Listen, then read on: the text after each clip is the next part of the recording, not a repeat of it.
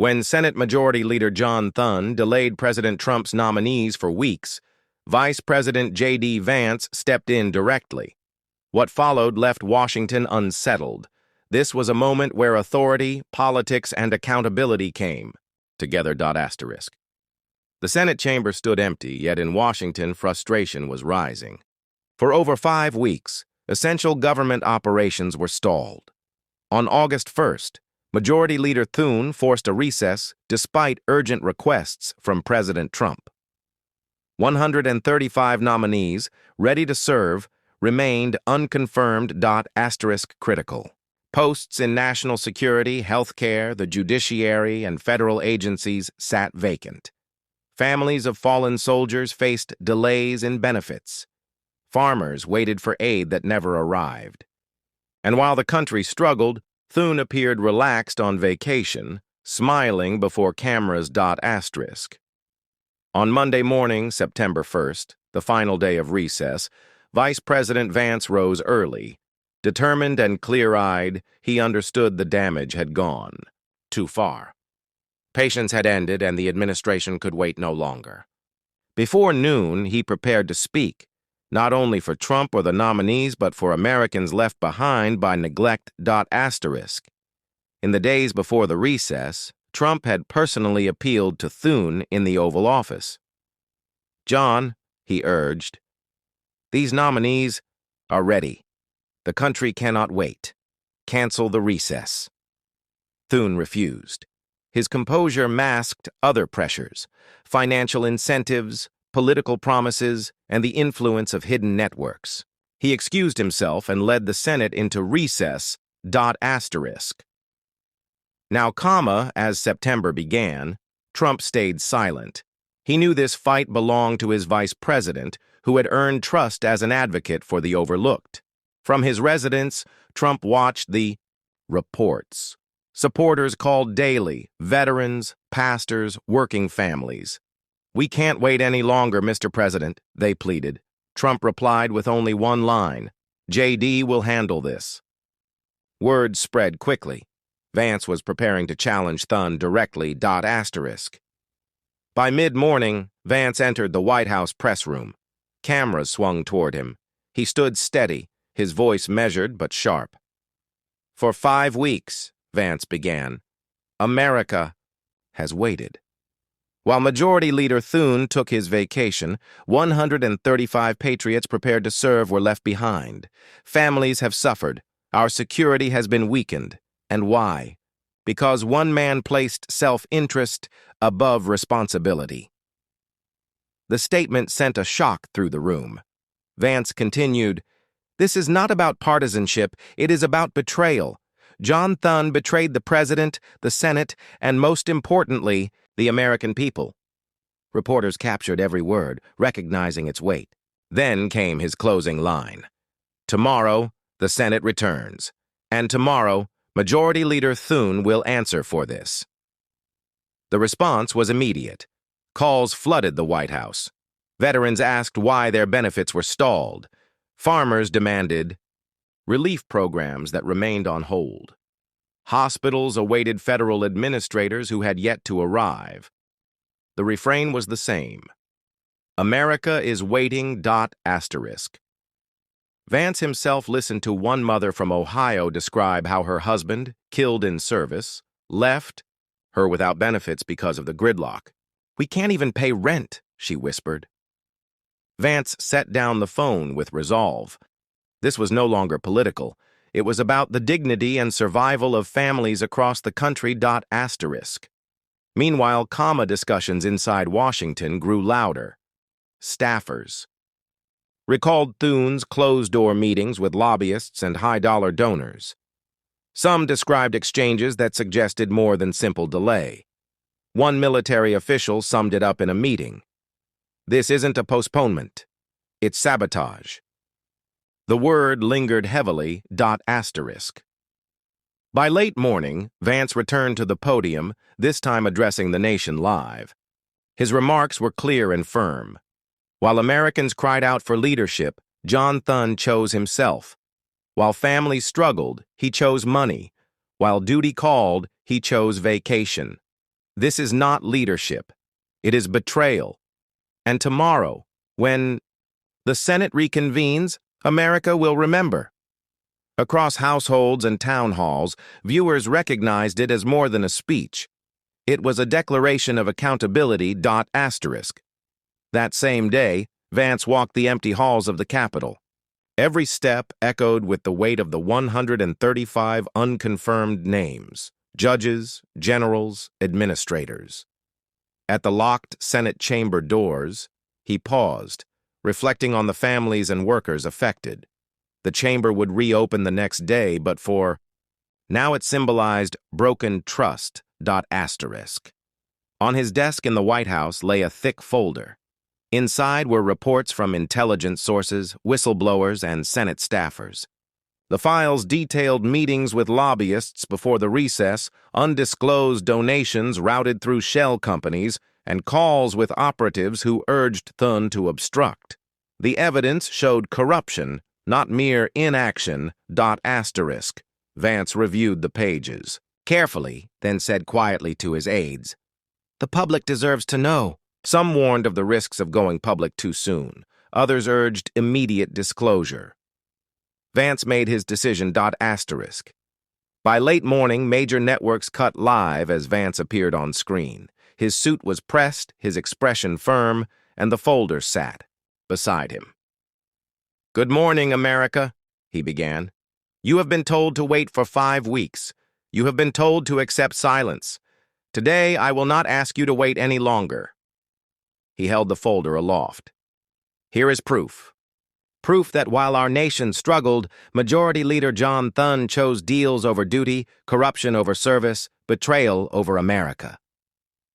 Audiences across the country watched as anchors scrambled to report the breaking news. Vance spoke without hesitation, carrying the weight of a nation demanding answers. "This file will not stay hidden. Tomorrow, when the Senate returns, John Thun will answer, not to me, not to the President, but to you, the people of the United States." The broadcast ended abruptly, leaving silence across the nation. But it didn't last. Phones rang nonstop. Families gathered around televisions, hands shaking. Veterans wiped their eyes, whispering, "At last, someone is standing for us." In diners across the Midwest, farmers paused mid-breakfast as Vance's words replayed. In small towns, church bells rang softly, and prayers rose not just for strength, but for justice. The evidence against Thune spread quickly. News anchors looked shaken as they read passages from the file Vance revealed. One line cut deep: bribes accepted in exchange for legislative delay. Ordinary Americans felt confirmed in what they had long suspected. Mothers of fallen soldiers held folded flags closer. Teachers whispered in staff rooms, "Maybe tomorrow will change everything." For the first time in weeks, hope was stronger than despair. Far from cameras, John Thun sat in his private study, blinds shut tight. His phone buzzed constantly with calls from senators, donors, and aides. He ignored most. Scrolling headlines, his hands shook. Vance exposes Thun. He had expected control, a quiet return on Tuesday, another smooth use of procedure. Instead, his name was now tied to bribery and betrayal. An aide burst in, voice tense. "Sir, the country is turning. People want answers. You need to respond." Thune's face paled. He muttered, "I underestimated him. I underestimated Vance." He slammed the phone down, anger mixing with fear. Tomorrow, he would enter the chamber not as a confident majority leader, but as a man already judged. Waiting for him was not just Trump, but Vance, with the nation behind him. As noon approached, September 1st, Vance returned briefly to the vice president's residence. Away from cameras, he knelt in prayer. "Lord, give me strength to carry this, not for myself, not for power, but for those without a voice." His wife stood in the doorway, watching the weight on his shoulders. "Jay, tomorrow you're not just speaking for the president. she whispered. "You're speaking for every broken family, every forgotten worker." He lifted his head, eyes clear. "That's why I can't step back now." Outside, Washington's sirens echoed faintly. Inside, Vance straightened his suit and looked toward the Capitol dome. Tomorrow would be a test. Asterisk. By midday, the streets of Washington began to fill. This was not an organized march. It was families, veterans, students, and workers arriving with handmade signs and weary voices. Some carried folded flags. Others clutched photos of loved ones still waiting on appointments frozen without confirmations. One gray-haired woman held a cardboard sign. "My son died in Afghanistan. Stop playing games with his memory." Her tears ran freely as she shouted. Cameras captured everything. Reporters noted, "This isn't protest as usual. It's grief, frustration, and hope combined." From the White House balcony, Vance watched. People were gathering without direction, just raw conviction. For the first time, he realized it wasn't politicians driving the moment. It was the people. Asterisk inside comma. An aide placed a small white envelope on his desk. It was from a widow in Indiana, handwritten and tear-stained. She wrote, "Mr. Vice President, my husband's name is among the 135 waiting.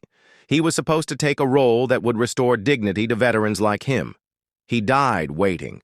He believed in you." Vance read silently, eyes burning. It wasn't politics. It was human pain. He thought of his own children. He folded the letter carefully, slipping it into his pocket. Later, standing at the podium, he touched his chest as he said, "This isn't about nominees anymore. This is about the American soul." As shadows lengthened, the nation paused. Families stayed fixed on televisions. Farmers leaned on tractors, listening to radios. Soldiers abroad replayed Vance's speech on their phones. At a truck stop in Pennsylvania, drivers gathered around a screen whispering, "He's standing for us." In a Texas diner, an aging veteran saluted the TV. Tears sliding down his face. Asterisk expectation grew heavy. Everyone knew tomorrow would bring confrontation. Today, the last day of silence, felt solemn. Asterisk. Vance sat in his office gazing at the Capitol dome. His phone buzzed, but he let it ring. For a long while, he listened only to the hum of the city, as if the nation itself was holding its breath. Asterisk. By late afternoon, crowds outside the Capitol doubled. Some carried candles in daylight, symbols of lives fading in limbo. Their chants weren't political slogans, but calls for dignity. On muted television screens, Vance watched tear-streaked faces pressed to barricades. A young boy held a sign in uneven handwriting, "Please let my dad do his job." Vance closed his eyes, hand to his forehead. These were not faceless crowds. They were families looking to him for action. Advisors whispered anxiously if his earlier broadcast had gone too far. He answered softly, "No, it hasn't gone far enough." Elsewhere in the city, lobbyists and donors gathered in dim offices. They had counted on Thune to block Trump's nominees. Now, Vance's broadcast had shattered their shield. "If Thun falls tomorrow, so do we," one said. Phones rang frantically. Messages went out, but senators began distancing themselves, not wanting to be linked to Thune's name. Asterisk. At home, Thun sat in isolation. Every call demanded the same. "What are you going to do?" He had no reply. For the first time, the power he had relied on slipped away. Tomorrow, he would face not only colleagues, but the country itself. Asterisk. That afternoon, Vance visited a small chapel near the Capitol. He sat quietly in a back pew until an older veteran with a cane approached. Recognizing the vice president, the man hesitated, then spoke. "Sir, my daughter served in the Marines. She came home broken. We've been waiting months for help that only these nominees can bring. Don't let her be forgotten." Vance looked him in the eye. "I promise you, I won't let her be forgotten." As the veteran left, Vance remained in silence. He knew the next day was not about procedure. It was about the country's sole asterisk. By late afternoon, Washington's political class felt the shift. Senators once secure under Thune's leadership whispered uneasily. Some dodged calls from reporters. Others quietly told aides to distance them from Thune. In one committee office, a senior lawmaker admitted, "The people aren't angry at Congress. They're angry at us. Vance has struck something real." News networks aired interviews with citizens arriving in Washington overnight. A nurse from Ohio, exhausted from double shifts, explained how relief nominees were stalled. "We're not props in a game. We're people," she said through tears. Each testimony weakened Thune's standing asterisk. By mid-afternoon, even veteran, politicians admitted, "This is different." Inside the Oval Office, Trump watched the coverage, anger mixed with sorrow. He recalled begging Thun before August 1st, humiliated by the refusal. Now, 5 weeks later, the consequences were visible everywhere. Picking up the phone, he called Vance. "JD," Trump said quietly, "I've fought battles all my life. But this one feels different." Vance answered firmly, "Mr. President, you don't need to say anything. The people already know. And tomorrow, the truth will echo louder than words." There was silence between them, two men, different generations united in one fight. Then Trump whispered, "Don't hold back, JD. Not for me. For them." When the call ended, Vance leaned back in his chair, his resolve firm. The responsibility of the presidency and of a nation in pain now rested on him. As the clock edged toward afternoon, Washington felt like a city waiting for impact. Crowds swelled through the streets near the Capitol, yet the silence was striking. Everyone sensed something historic was about to happen. JD Vance stepped onto the White House balcony once again. He gazed over the city, monuments shining in the sun, and the crowds below holding signs that trembled in their hands. He thought of the widow's letter, the veteran's words in the chapel, and the boy's sign outside the Capitol. They weren't passing moments. They were reminders of the mission awaiting him tomorrow. Inside, aides reviewed talking points and legal drafts. Vance waved them away. "No script," he said. "The people don't want polished lines, they want truth." The nation stood on edge. By sundown, anger and hope would sit side by side, waiting for the reckoning. And in less than 24 hours, JD Vance would step into history asterisk. By noon, mailbags began arriving at the vice president's office, not policy briefs or reports, but thousands of handwritten letters, each filled with urgency. One came from a coal miner in West Virginia. "My job safety hearing is stalled because no one is confirmed. Every day I go into the mines, I pray I make it out alive. Please don't let us die waiting." Another came from a Florida mother. "My child's treatment depends on an agency leader being confirmed. We are running out of time. Please fight for her." Vance sat surrounded by envelopes, his staff reading the words aloud. Tears filled the room. These weren't statistics. They were voices of real people. Vance pressed his palm against the mountain of letters and whispered, "This is why tomorrow must be different."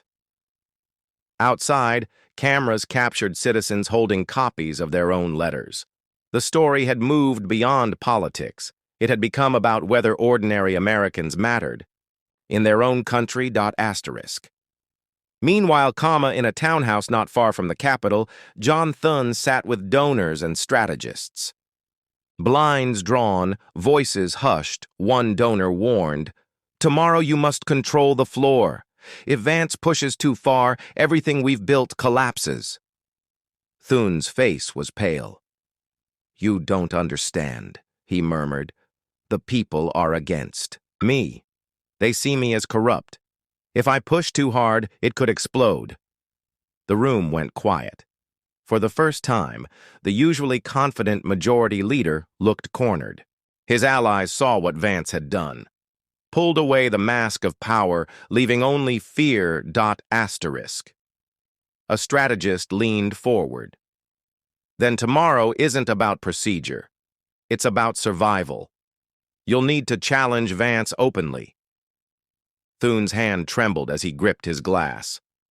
Deep down, he knew this wasn't preparation for a debate. It was preparation for judgment in the court of public opinion. That afternoon, as Vance walked the White House halls, a staffer's young daughter ran up, no older than 7, clutching a small American flag. "Mr. Vice President?" she asked softly. "Why won't the man let the helpers start their jobs?" Vance froze. The question was simple, innocent, but it pierced deeper than any accusation.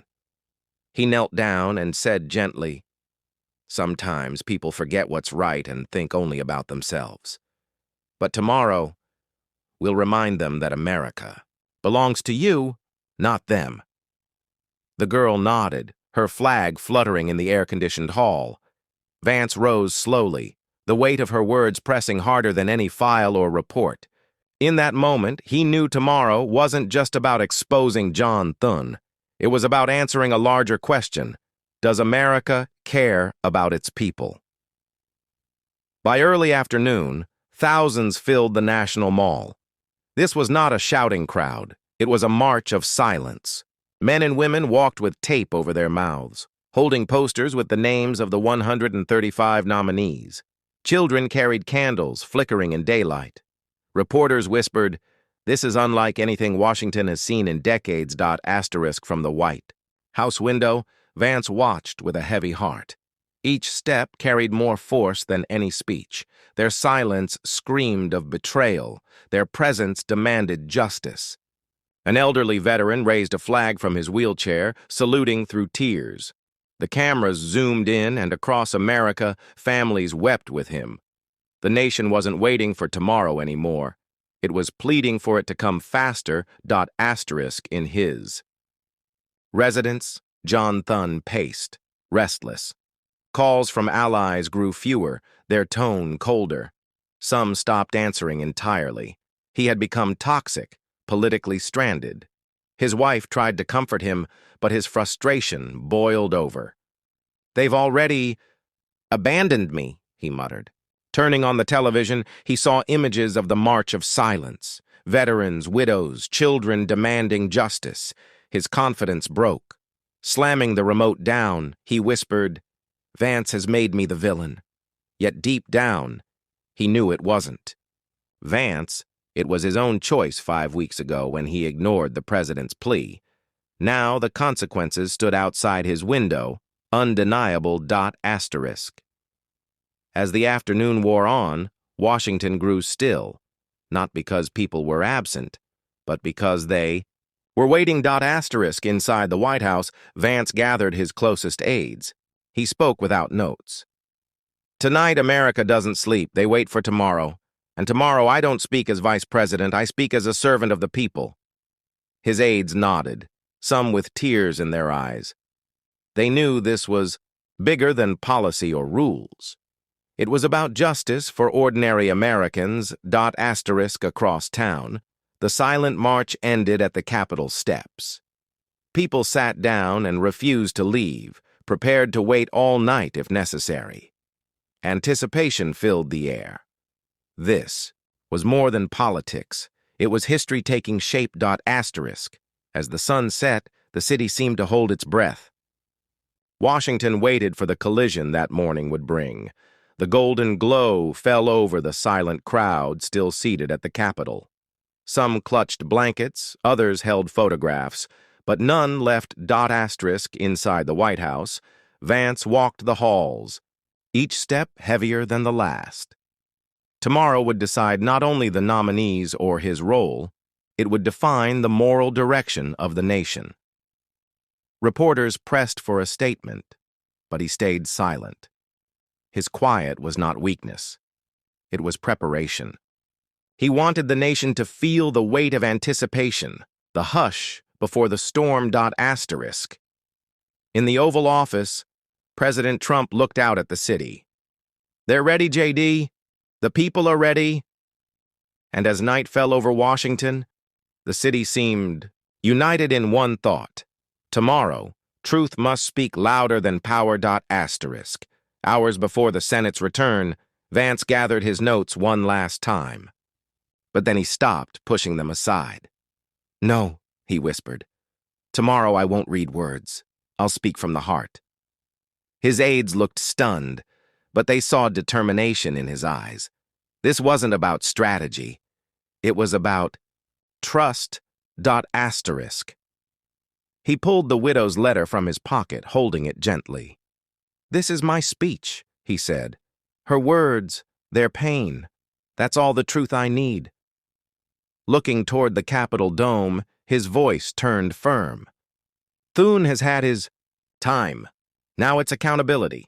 Tomorrow he will answer to the people he betrayed." Asterisk. Across America, televisions replayed his words. Families leaned in, tears in their eyes. They knew history was about to be written. Asterisk. September 1st reached its final hours. At the Capitol steps, the silent crowd lit candles, their glow flickering against marble. The city looked like it was holding vigil, not for loss, but for justice long delayed. Asterisk. JD Vance stepped outside the White House into the evening air, gazing at the city he served. For a moment he was silent, weighed by what tomorrow would bring. Then, almost to himself, he whispered, "For every widow, every worker, every forgotten voice, I will not let you down." Cameras caught his words and broadcast them nationwide. Asterisk. In small towns and big cities, people wept. They weren't hearing a politician. They were hearing a man carrying their pain. Tomorrow would bring the clash. Tomorrow the Senate would meet again. But tonight, the country had found hope.